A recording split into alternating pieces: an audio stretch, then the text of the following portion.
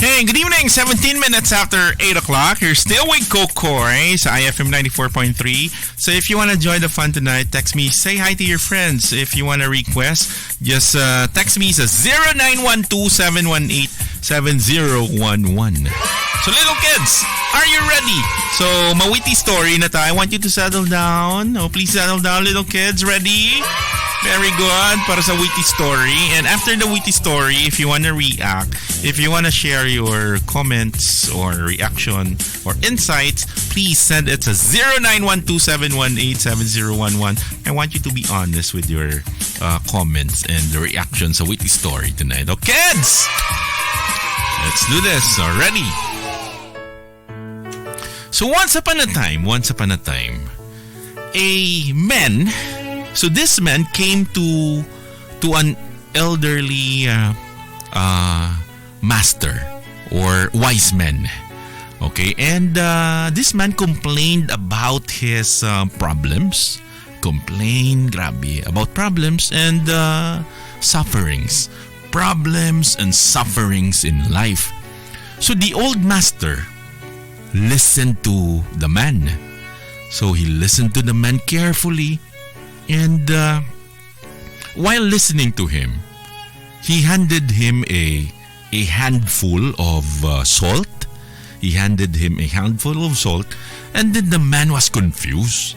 Ito natingalang man. He was confused. Gaan sa sang salt, handful of salt.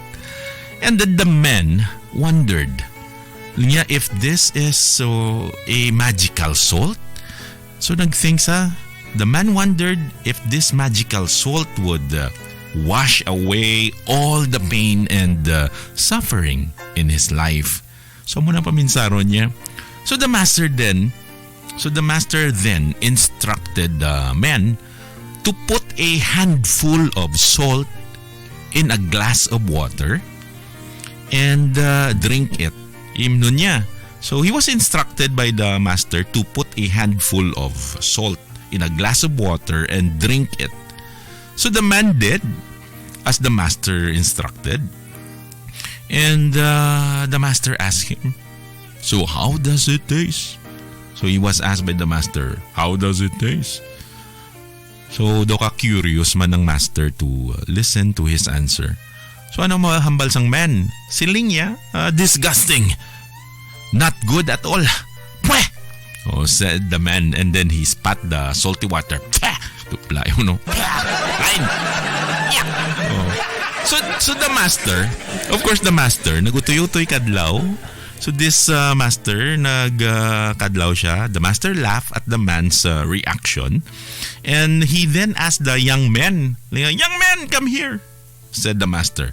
So he asked the young man to keep the same salt in the lake nearby. So hakop man siya and then bring the salt to the lake nearby. And then the two walk to the nearby lake. Lakat sila. The man and then the young man walk nearby the lake, and then the man throw the salt into the lake, and then hambal sang master, sang wise man, now drink the water from the lake. That's the instruction of the master. So, the young man drank the water from the lake without any problem. So, he drank the water without any problem.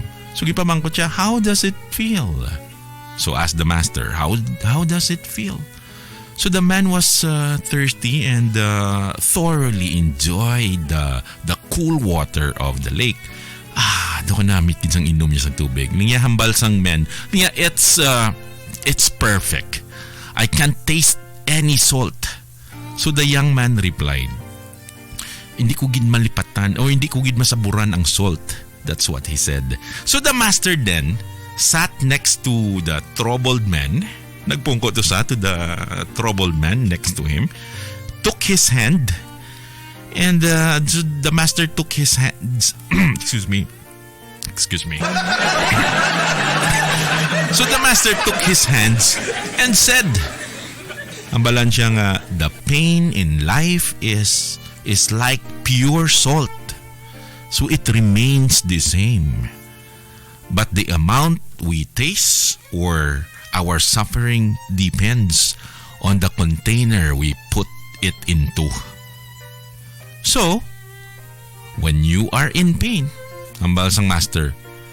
So when you are in pain, you can enlarge your sense.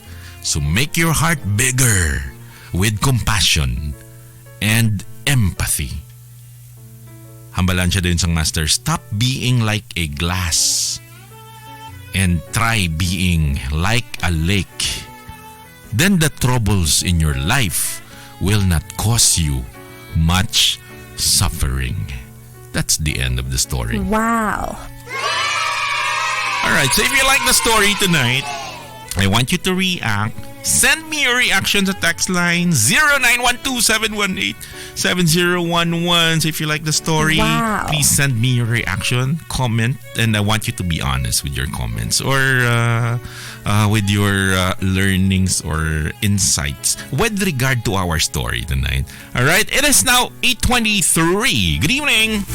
Ako ang tatanungin, ano ang radyo mo? Ang sagot ko ay FM